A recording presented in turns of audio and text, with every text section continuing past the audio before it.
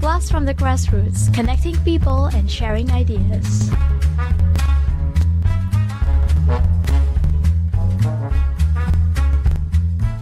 Hi, this is Arlene. Hi, this is Gowri. And you're listening to Durian ASEAN, the voice of discovery and sharing. That's right, and today is Monday, and of course we have our weekly arrangement with EcoKnights, and we have Kenny Levy, who is joining us all the way from Bali, who is an environmental education consultant. So we're going to say hi to him. Hi, Kenny. Hi there. Hi, how are you? It's great. Yeah, it's great. Very nice here. Great weather in Bali. So how long you have been there, stationed there? I just moved to Bali in December, but before that I lived in Kuala Lumpur for about 14 years. So I'm new to Bali, but I've been in this region for a while. So in accordance to KLEFF, I understand you are conducting a workshop, is that right? Right. I'll be reading my children's book called The Box People and trying to get parents and kids to realize they need to go outside and explore nature. And your workshop is called Get Out of Your Box. The book is called The Box People.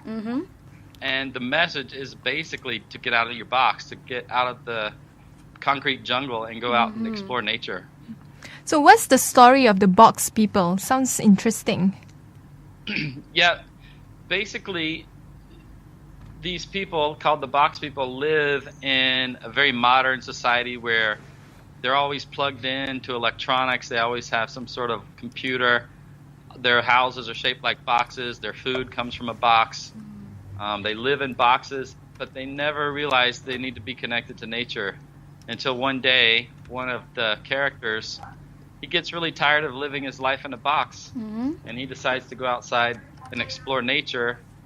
And then he actually falls in love with nature, and he feels much happier and much more content. And then, at first the Box People are really skeptical. They're kind of like, why would we leave our comfortable modern box city? But as soon as they get outside and start playing, they get happy, they get healthy, and they realize they need to really connect with nature more often. So the whole theme is to get out of your boxes and go outside and play. So the box is a metaphor for technology and also for the modern cities. Yes, exactly. So, in the story, the boxes are basically like our condominiums, our cars, our aircon malls, the laptops that we use, the phones that we use, all of those are the boxes. So was this book written by you? Yes, I wrote the book. Actually, I wrote the book in, I think, 1997 or 1996. Okay. But I didn't publish it until this year. I had a friend illustrate it for me. His name is Callan. And Callan did all the watercolors and all the illustrations in 1999. And the book actually sat on my shelf for 15 years. Wow. Waiting for me to publish it. So in December, I published the book. It's kind of hard for me to believe you wrote it in 1996 because back then people were not really like that, were they? They were not too attached to their computers because computers were still very new back then. But you actually kind of saw into the future. Yeah, actually, I never thought of it that way.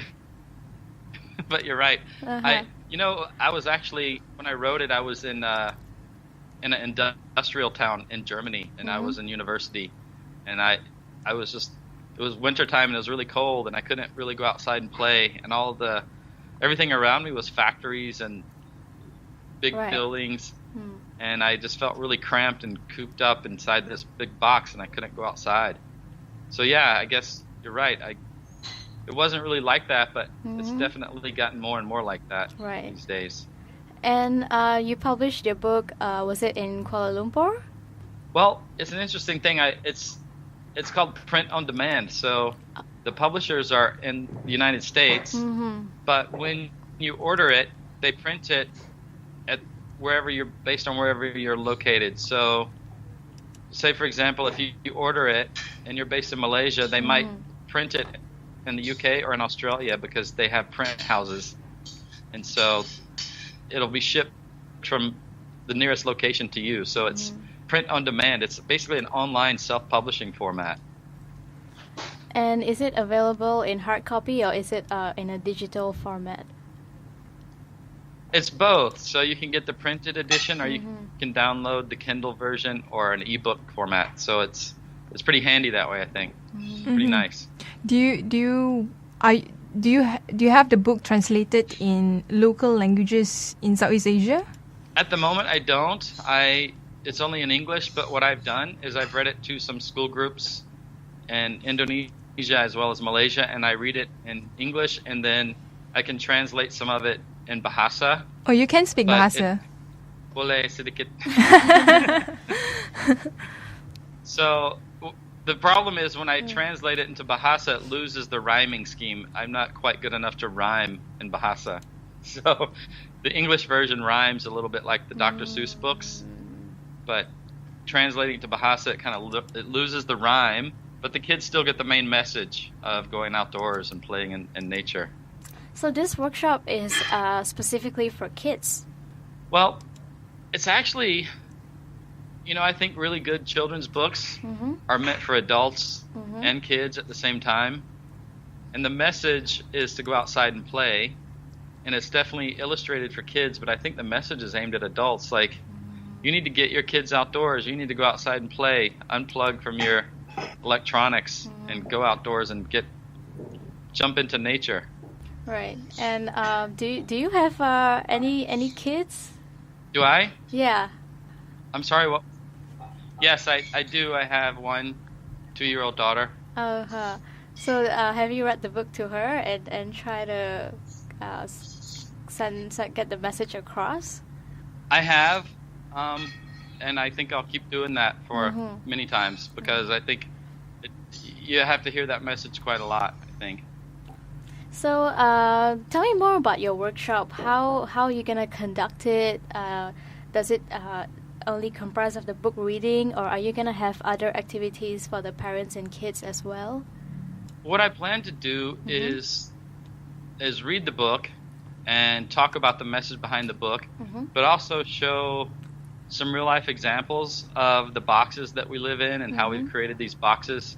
And then after that, try to get parents to see that there's places they can go and ways they can get their kids outdoors, playing outside, more out of the air-conditioned malls and outside in nature a bit more. So hopefully I'll have a book reading and then show some concrete examples and then discuss ways to get people outside, and then hopefully also do a book signing at the end.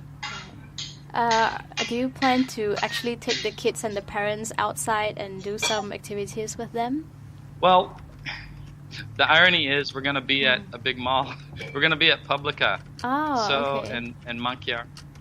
So I won't be able to take them outdoors, but I'll definitely get that message across. And there's places, in KL and throughout Malaysia where you can definitely go and get outside a lot more.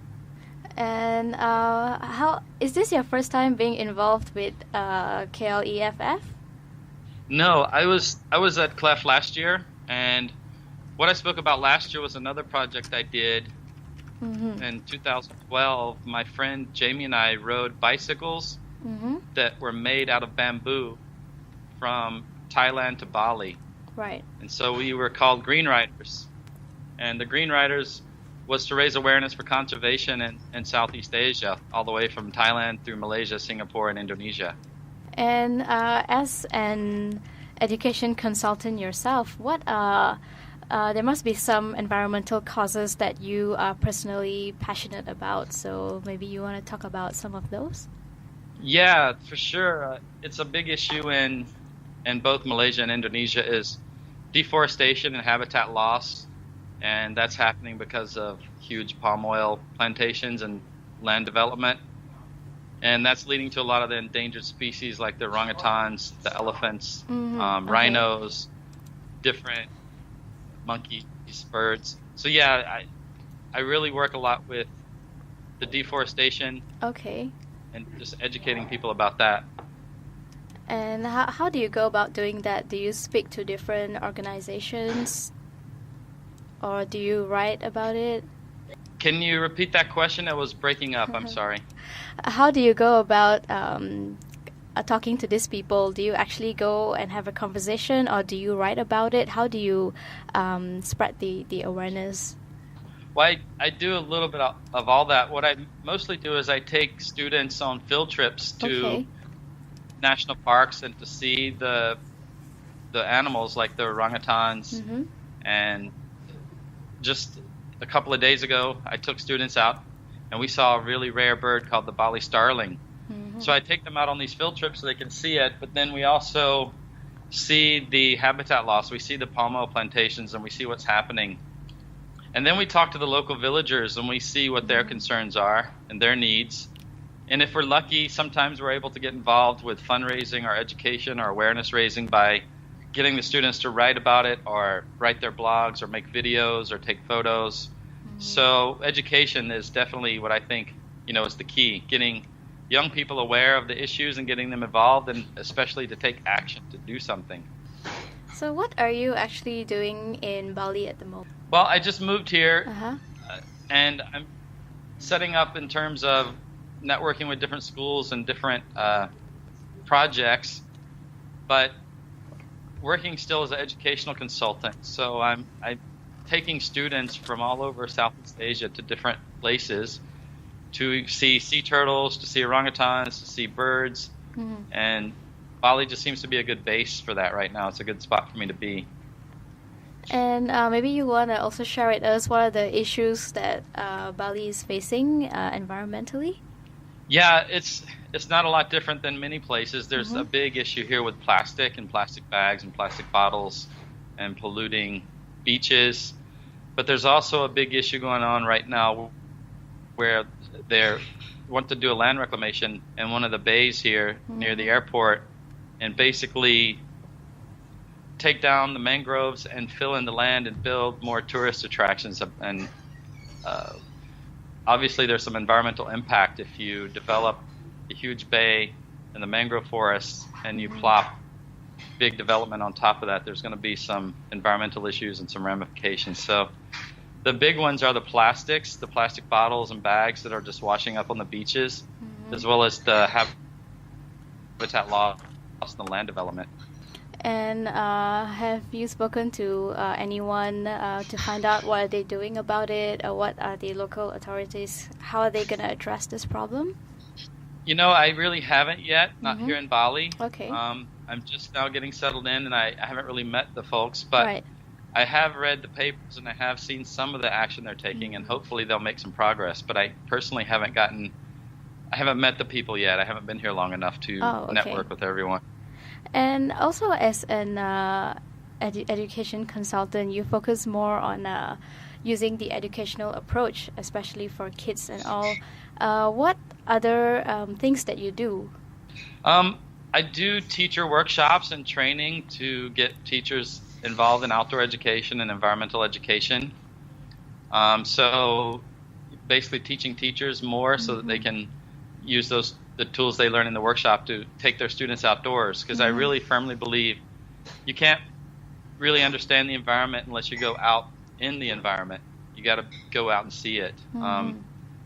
As well as writing my books like The Box People, and I've written a couple of other books on environmental education to try to get people aware of what's going on and get them involved.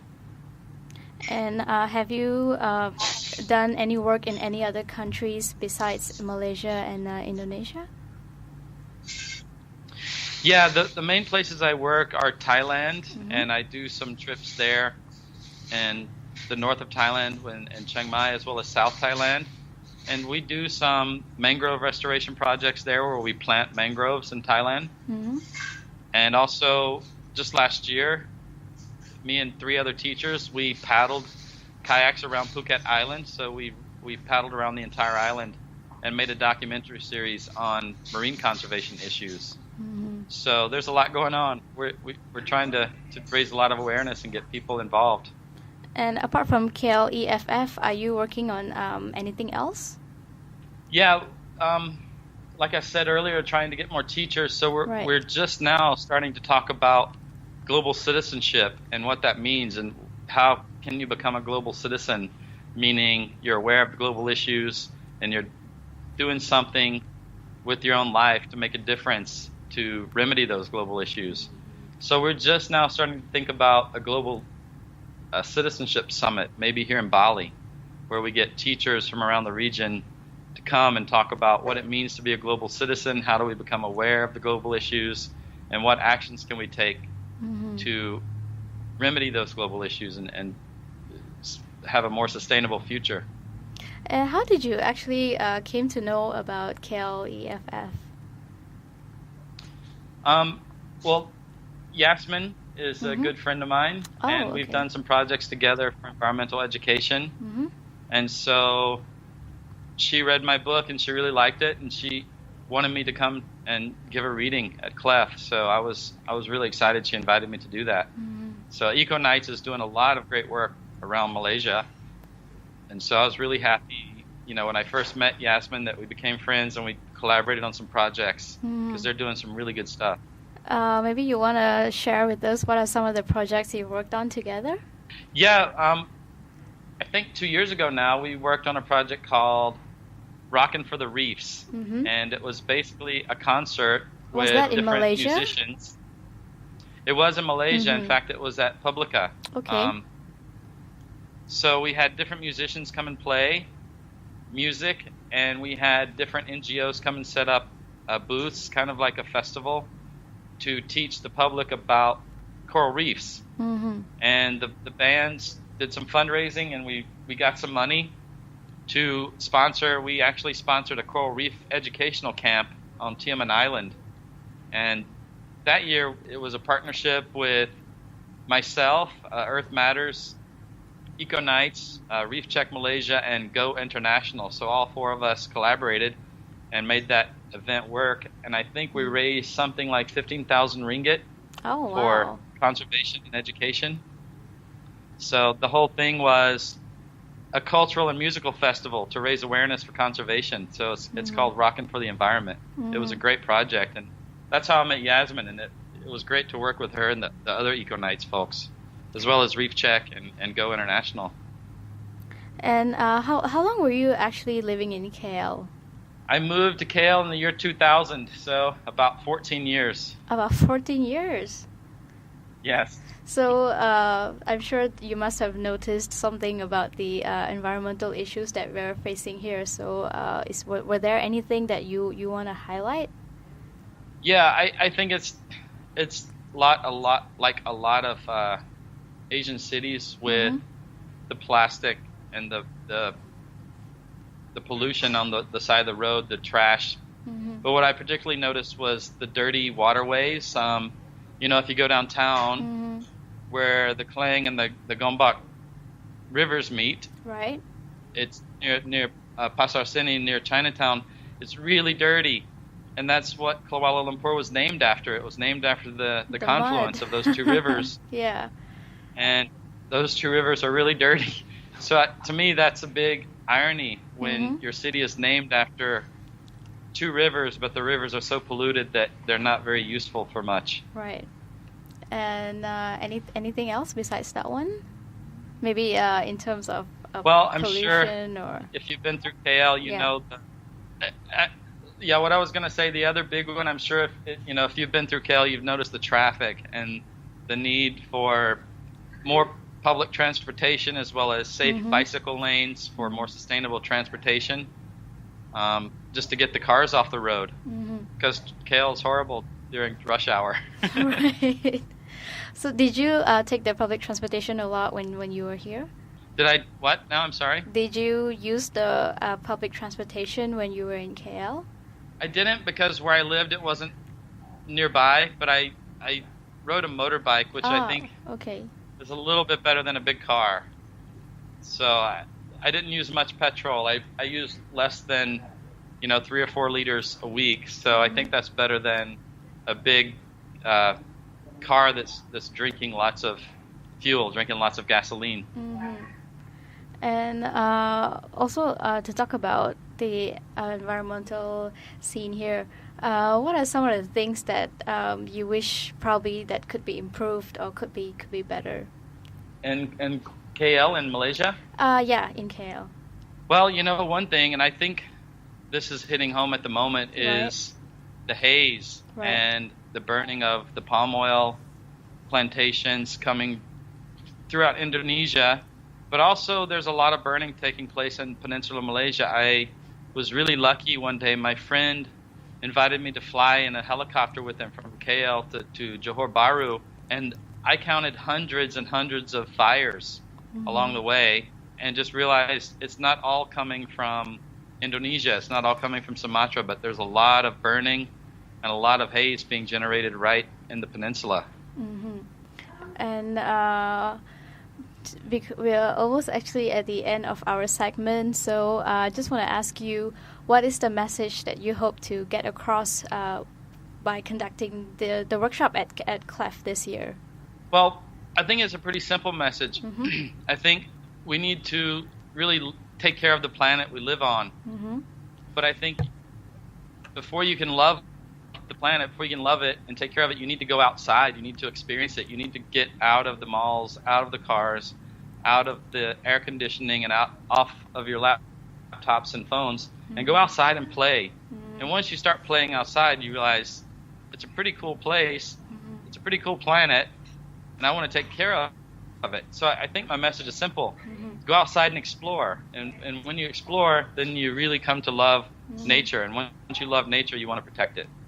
But what about people who think that, that's not my job, I don't have to take care of the environment because there are other people who can do that, and I just have to focus on my life, on being comfortable? Yeah, I think those kind of people exist, but I think my message to them is we all share this planet. We all breathe the same oxygen. We all need the same food. We all drink the same water. And there's 7 billion of us here now.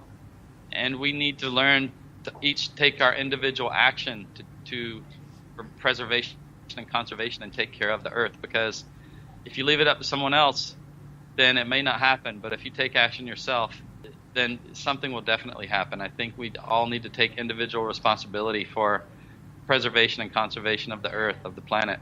And any last message for all our listeners out there who are listening? Yeah, I hope everyone goes outside and plays and explores and learns to love nature. And I hope I see some of you at the reading for the Box People at the KL Eco Film Festival. So when is that happening exactly? Mine is on October 19th. 19th. But the Eco Film Festival is the 17th through the 19th of October. Right. So yours is on the 19th in Publica, right? Yeah. And entrance is free? Entrance for the film festival is free, but if you want to come to my workshop, my workshop is 25 ringgit because you get a copy of the book, and I'll autograph it for you. Okay. Right. So thank you very much, Kenny, for joining us this morning and sharing your thoughts and insights on the current environmental issues and also about your book. Yes. Thank you, too. I really appreciate it. It's an honor to be on your show. Yeah, no problem. Thank you. See you around. Thanks.